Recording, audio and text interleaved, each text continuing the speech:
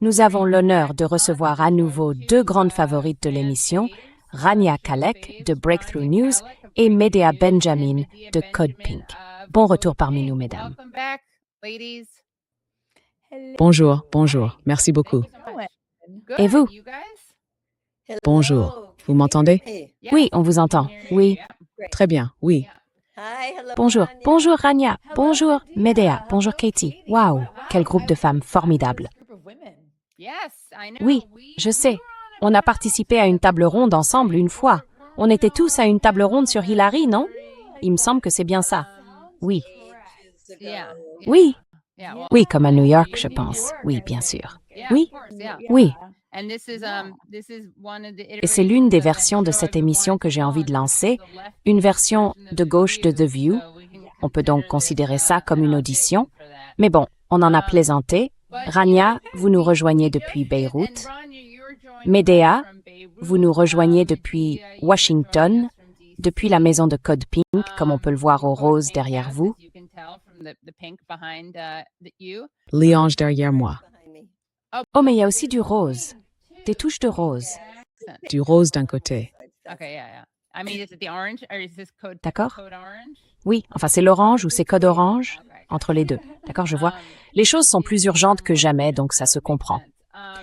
On vient justement d'avoir cette séquence sur le fascisme et l'antifascisme. Et en parlant d'antifascisme et de fascisme, les deux organisations dont vous faites partie apparaissent dans le nouveau rapport du département d'État sur Cuba.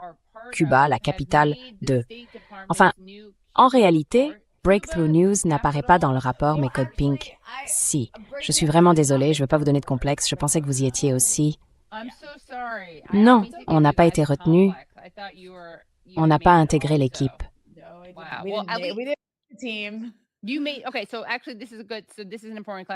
D'accord, en fait, c'est une clarification importante. Donc, Code Pink figure dans le rapport. Je sais que vous avez lu le rapport en entier. Medea, pouvez-vous nous parler de ce rapport? Et ensuite, Rania, vous pourrez nous raconter ce qui vous est arrivé. J'imagine que vous venez juste de recevoir une assignation, tout comme le People's Forum et le Tricontinental Institute for Social Research. Je tiens à le préciser parce que je ne voudrais pas vous donner l'impression d'être des perdants simplement parce que vous ne figurez pas dans ce rapport. Merci, c'est très apprécié. Alors, Medea, parlez-nous du rapport dans lequel vous apparaissez. Ensuite, nous parlerons des attaques contre vous. Rania.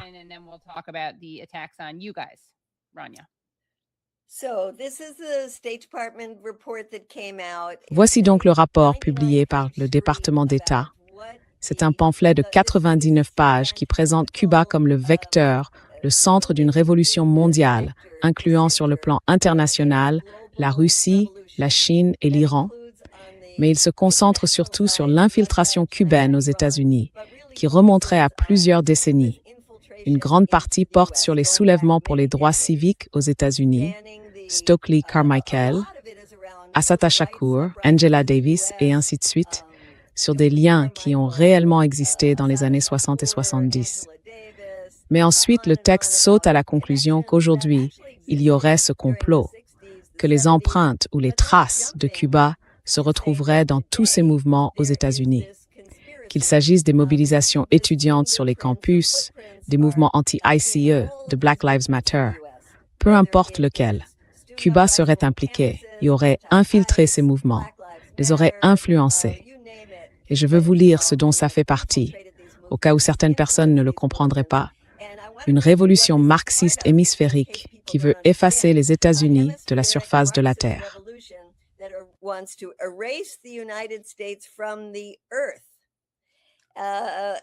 Waouh, mais où est-ce qu'on irait au juste? Oui, bien sûr. L'objectif unique de la révolution cubaine aurait été de conquérir les États-Unis. Et ce n'est pas tout. Ce serait aussi une révolution contre la civilisation occidentale elle-même. C'est donc un rapport assez délirant. Mais ce qui est si important, d'abord, c'est qu'il vient du département d'État. Il est donc officiel, même si certains disent qu'il a été rédigé par une IA. Et puis, il est aussi placé dans ce contexte. Rania, je sais que vous parlez de ce contexte, celui du mémorandum sur la sécurité nationale, publié l'année dernière, qui explique que les États-Unis vont désormais avoir le feu vert pour enquêter sur l'extrême gauche et la poursuivre en justice.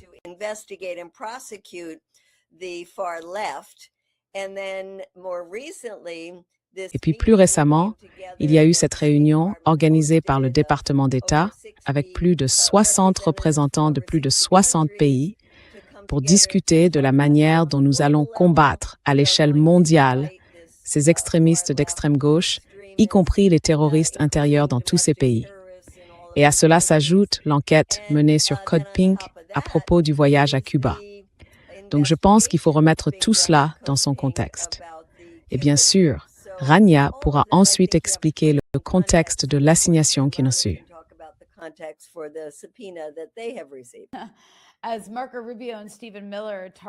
Alors que Marco Rubio et Stephen Miller s'en prennent à des gens qui essayaient simplement d'apporter une aide humanitaire au peuple cubain, que Marco Rubio et Stephen Miller affament.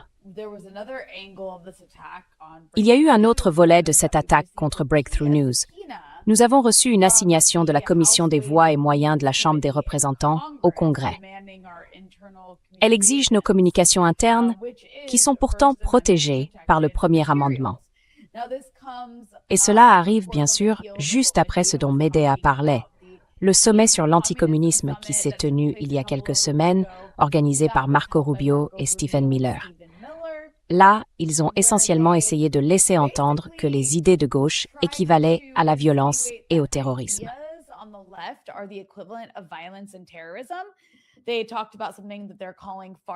Ils ont parlé de ce qu'ils appellent l'extrémisme d'extrême gauche, le terrorisme d'extrême gauche, le radicalisme d'extrême gauche, sans jamais définir ce que tout cela signifie.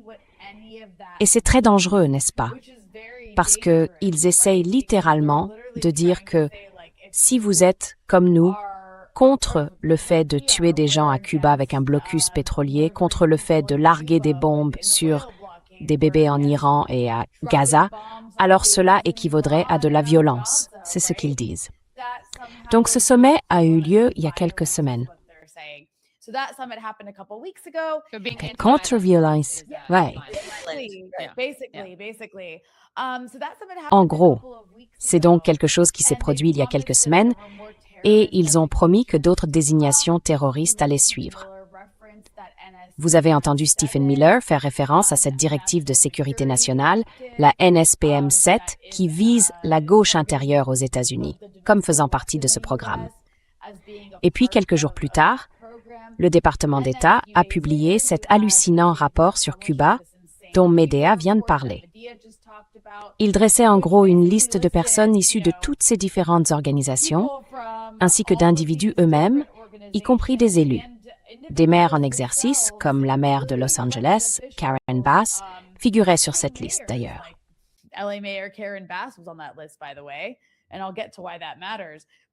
Et je vais expliquer pourquoi c'est important, mais ils ont aussi désigné Code Pink, les DSA, le People's Forum, la National Lawyers Guild, comme étant tous des agents de Cuba. Et vous savez, je suppose, par extension, des agents de tout autre adversaire des États-Unis. Dans ce rapport, ils ont cité l'Iran, la Russie, la Chine, le Hezbollah, le Hamas.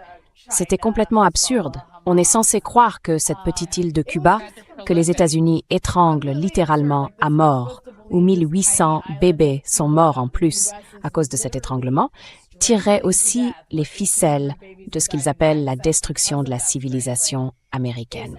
Ils disent littéralement que Cuba essaie de conquérir l'Amérique. C'est tellement absurde.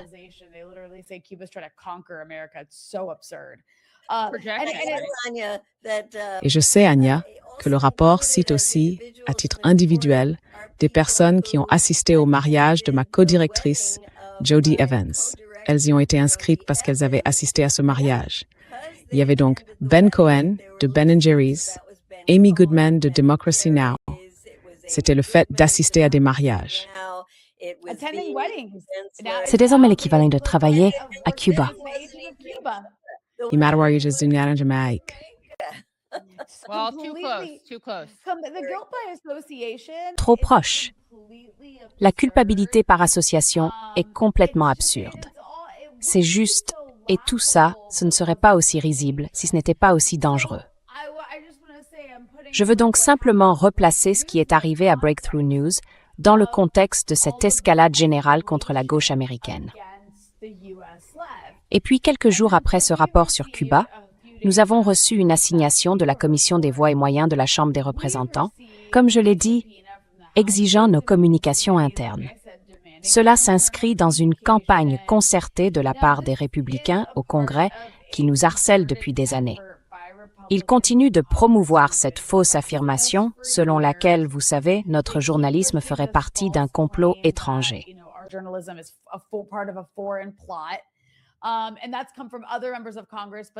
Et ça venait d'autres membres du Congrès. Mais la Commission des voies et moyens a commencé à nous envoyer des lettres dès février de cette année.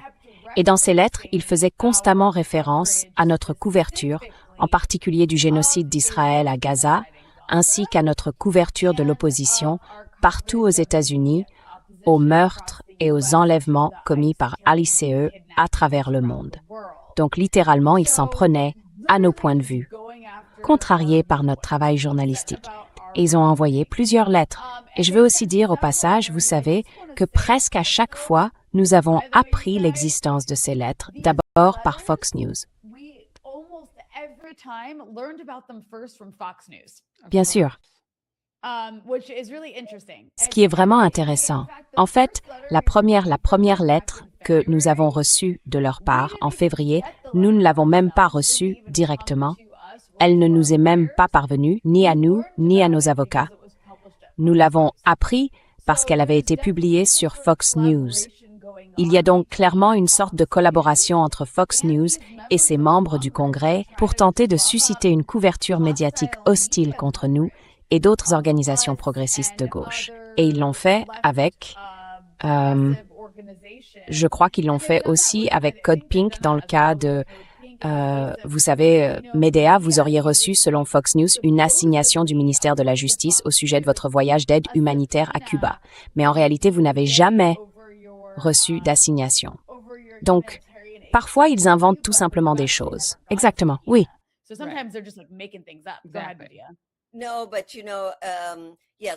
Non, mais vous savez, oui, on en a aussi entendu parler par Fox News, et on ne l'a trouvé que parce que c'était dans le dossier spam de Jody Evans. Mais ce n'était pas une assignation à comparaître. C'était la question d'Elizabeth. Ce n'était pas une assignation, mais j'en ai entendu parler. Et Jody m'a rappelé qu'en fait, on avait bien reçu une assignation l'année dernière de la part de l'une des commissions, celle des ressources naturelles. Ça concernait le fait qu'on parle d'énergie propre et, vous savez, du problème posé par les géants du pétrole et que tout ça était soi-disant des éléments de langage chinois. Donc, l'assignation portait sur notre relation avec la Chine, sur les éléments de langage et sur l'énergie propre. J'avais, vous savez, complètement oublié toute cette histoire.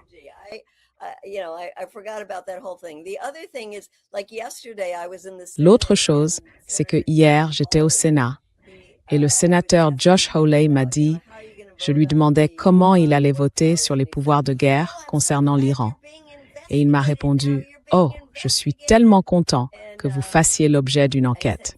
Maintenant, vous faites l'objet d'une enquête. » Et j'ai dit, « Pourquoi faire ?» Et il a répondu, « Vos liens avec la Chine. » Et vous savez, il répète ça encore et encore. Peut-être qu'il nous enquête vraiment, mais la vérité, c'est qu'il n'y a rien. Il n'y a absolument rien. Alors, chaque fois qu'on nous dit qu'on fait l'objet d'une enquête, il ne donne pas suite, parce qu'il n'y a rien à creuser.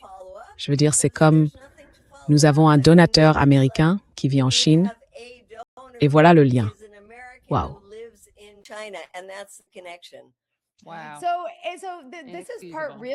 Donc, voilà ce qui se passe réellement. Vous avez des élus de droite au Congrès qui abusent complètement de leur pouvoir d'enquête pour cibler des opinions avec lesquelles ils ne sont pas d'accord. C'est ça qui se passe.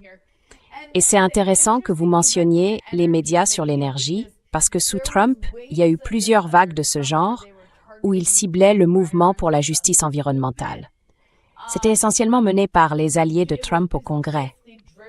Mais la Commission des voies et moyens, qui cible actuellement Breakthrough News, si c'était sa raison d'être, c'est d'examiner la politique fiscale, n'est-ce pas? Alors ils disent, oh, on examine simplement les organisations à but non lucratif.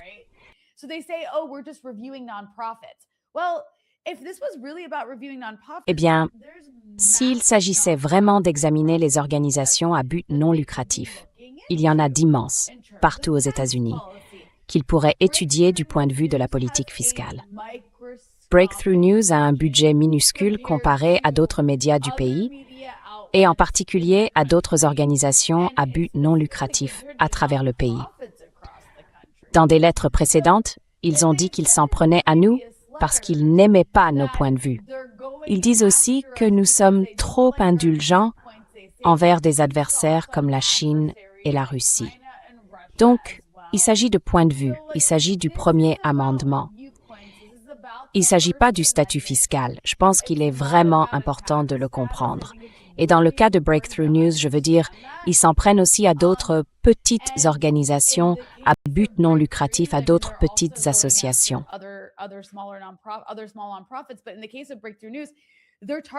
Mais dans le cas de Breakthrough News, ils s'en prennent à un média indépendant. Et je veux simplement souligner une chose, nous exprimons l'opinion majoritaire des gens aux États-Unis. Ce qui est intéressant ici, parce que, vous savez, quand on parle des sujets qu'ils nous reprochent de couvrir, le génocide à Gaza et le mouvement pour y mettre fin, ou la terreur exercée par l'ICE à travers les États-Unis, l'opinion majoritaire est de notre côté. Ce n'est pas marginal. Exactement. Ce sont eux qui sont marginaux. On ne cherche pas à criminaliser la dissidence quand on gagne le débat. On le fait quand on est en train de le perdre. Et nous savons que l'administration Trump est profondément impopulaire.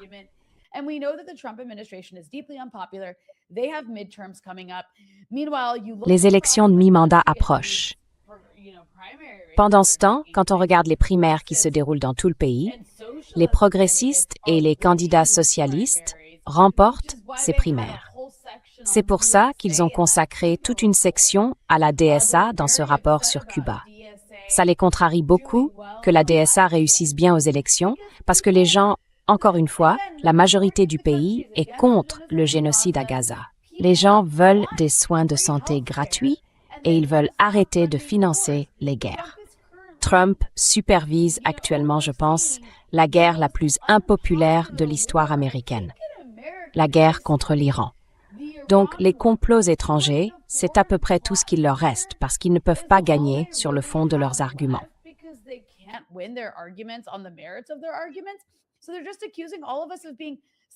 Ils nous accusent tous, comme ça, de faire partie d'une opération étrangère.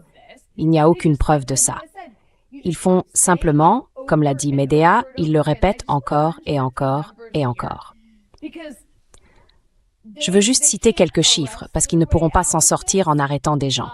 Vraiment pas. Je ne pense pas qu'ils puissent s'en sortir en criminalisant tout ça. L'opinion nette favorable à Israël a chuté de 67 points en 8 ans. Elle est passée de plus 51 pendant le premier mandat de Trump à moins 16 aujourd'hui. Cela représente environ 90 millions d'Américains qui ont littéralement changé d'avis ces dernières années. Aujourd'hui, 55% des Américains veulent réduire ou mettre complètement fin à l'aide militaire à Israël.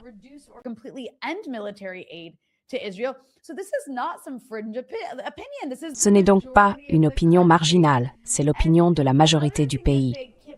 Et autre chose qu'ils n'ont cessé de dire dans ces précédentes lettres contre Breakthrough News, ils nous accusaient d'utiliser une rhétorique anti-américaine.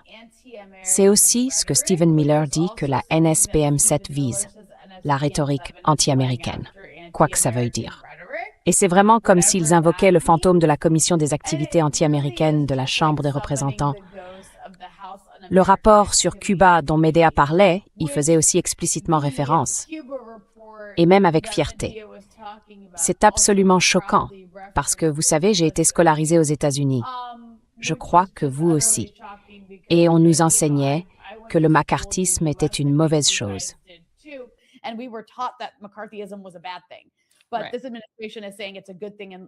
Mais cette administration dit que c'est une bonne chose et veut ouvertement le ressusciter. Mais il y a une chose que je répète souvent et qui me paraît vraiment importante. Pendant le macartisme et durant toute cette période, il y avait toutes ces commissions du Congrès qui faisaient ce que beaucoup de commissions aujourd'hui essaient de faire. Mais elles avaient réussi à obtenir le soutien du public. Et c'est pour ça que ça a si bien marché. Je viens pourtant de mentionner certaines opinions uniquement sur Israël. Je n'ai même pas parlé des opinions qui sont aussi de notre côté sur tant d'autres sujets. Je ne pense pas qu'ils réussiront à rallier le public à cette cause-ci. Et ils ont encore une fenêtre limitée pour y parvenir parce que les élections de mi-mandat approchent.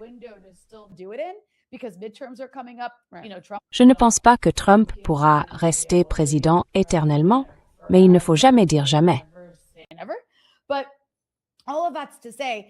Mais tout ça pour dire qu'ils sont en train de perdre. Et c'est ce que font les perdants. Ça ne veut pas dire que ce n'est pas dangereux. Il ne faut pas en rire. Il ne faut pas balayer ça d'un revers de main, parce que nous devons tous faire front ensemble contre ça. Nous devons montrer notre solidarité avec toute organisation qui est prise pour cible, qui est actuellement dans le viseur. Et je vais vous dire ce que vous pouvez faire ici pour aider spécifiquement Breakthrough News. Mais ça fait partie d'une attaque plus large contre la gauche. Nous avons évoqué ce sommet, le rapport sur Cuba. N'oubliez pas non plus l'affaire Prairie Land, il n'y a pas si longtemps, où des manifestants anti-ICE au Texas ont été condamnés à des peines allant de 30 à 100 ans de prison pour avoir protesté contre l'ICE dans un centre de détention de l'ICE. On pourrait continuer encore et encore.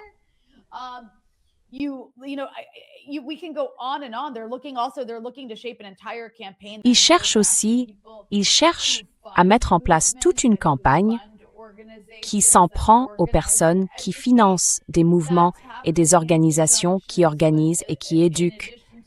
Ça se produit de concert avec tout le reste, en plus de tout ça. Donc, ils s'en prennent aux financeurs, ils s'en prennent aux organisateurs, ils s'en prennent aux journalistes, ils essaient de s'en prendre aux mouvements progressistes organisés aux États-Unis pour tenter de le faire taire, parce qu'ils ne peuvent pas le vaincre par des moyens légaux.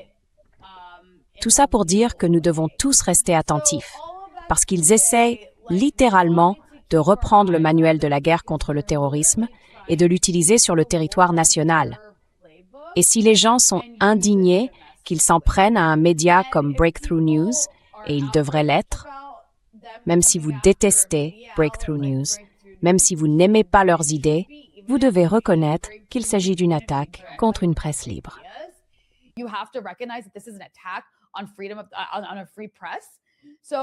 Donc sur ce point, j'encourage les gens à aller sur breakthroughnews.org/donate.